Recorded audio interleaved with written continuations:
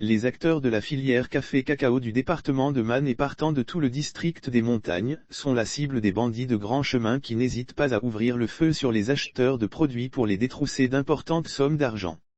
Ces attaques, dont la dernière remonte au samedi 30 janvier 2022, sont souvent meurtrières.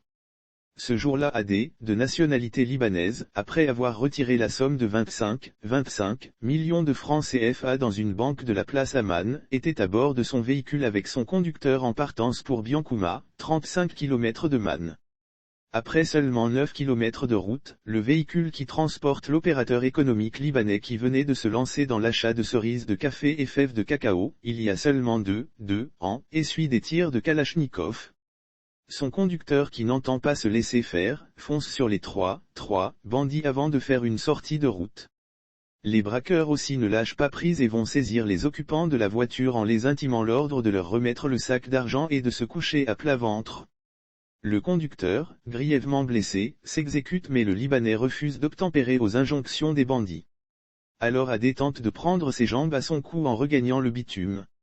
Les scélérats ouvrent le feu sur lui et l'atteignent mortellement.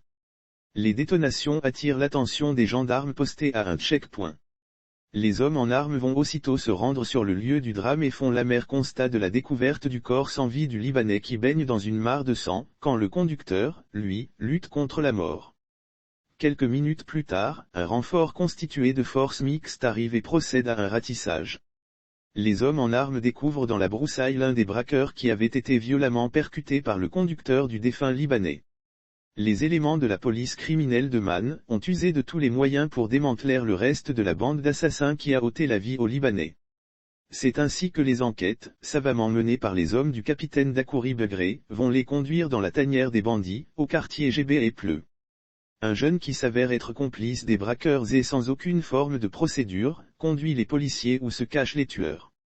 Ils appréhendent le sergent des eaux et forêts Ilikwame Kwadio qui se fait aussi appeler Oumar Kamagaté, pour brouiller sa piste.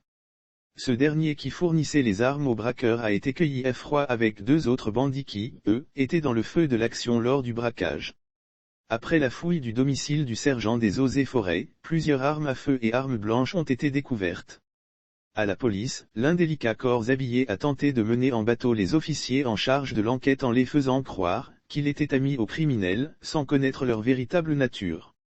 Le présumé assassin du Libanais, répondant au nom de Adjoman Tindjano, lui a préféré dire toute la vérité pour, dit-il, bénéficier d'une clémence lors de sa comparution au tribunal. Nous étions 3 à braquer le Libanais, mais nous avons été contactés par d'autres personnes dont le sergent Oumar qui nous ravitaillait en armes.